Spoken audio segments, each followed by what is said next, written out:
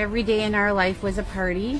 Every single day they were holding hands and smiling and laughing and looking at each other, engaging in each other. On June 25th, 2007, we brought him in for the pneumococcal shot. So just that shot? One shot. We went in at 10 a.m. for the shot. By noon, Claire shut completely off.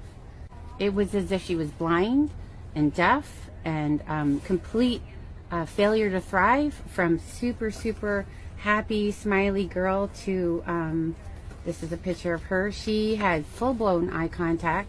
She was super lovely. And she shut right down. And all she did at that moment was stare at the ceiling fan. So that was at noon. We had the shot at 10 a.m.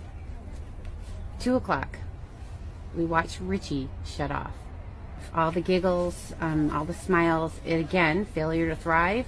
They lost all their reflexes. They stopped blinking, stopped yawning, stopped coughing, stopped sneezing.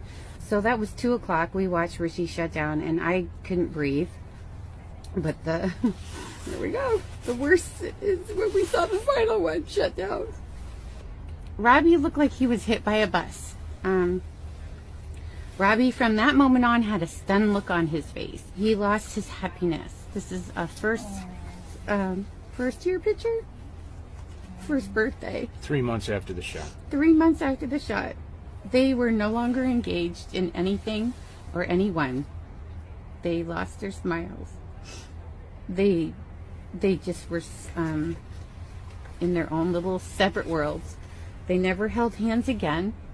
They never looked at each other again. Vaccine injury is real. We were told it was genetic. And then we were told by geneticists that there's no possible way 3 children would shut off on the same day. That was absolutely statistically impossible, especially being 2 boys and 1 girl. So we were also told we could not sue anyone. We were told we signed for that shot. No doctors could be sued. No vaccine manufacturers could be sued. So we had severe autism spectrum disorder for all 3 kids entering kindergarten. What happened is we woke up one morning and we had 3 happy, healthy 9-month-old children. By that evening, we took them for a vaccination. By that evening, they were autistic.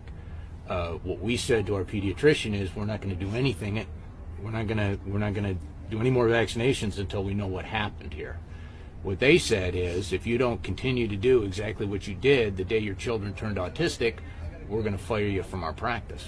So they broke up with us. They broke up. They sent us a lovely letter saying we were no longer welcome at their practice because we weren't going to continue well baby checks. And that is the one decision that we'll never regret. Mm-hmm.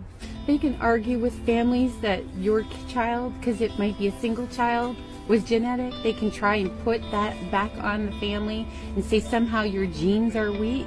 But with us having 2 boys and 1 girl, they lose the argument with us, hands down. So we are the living proof that they're all lying.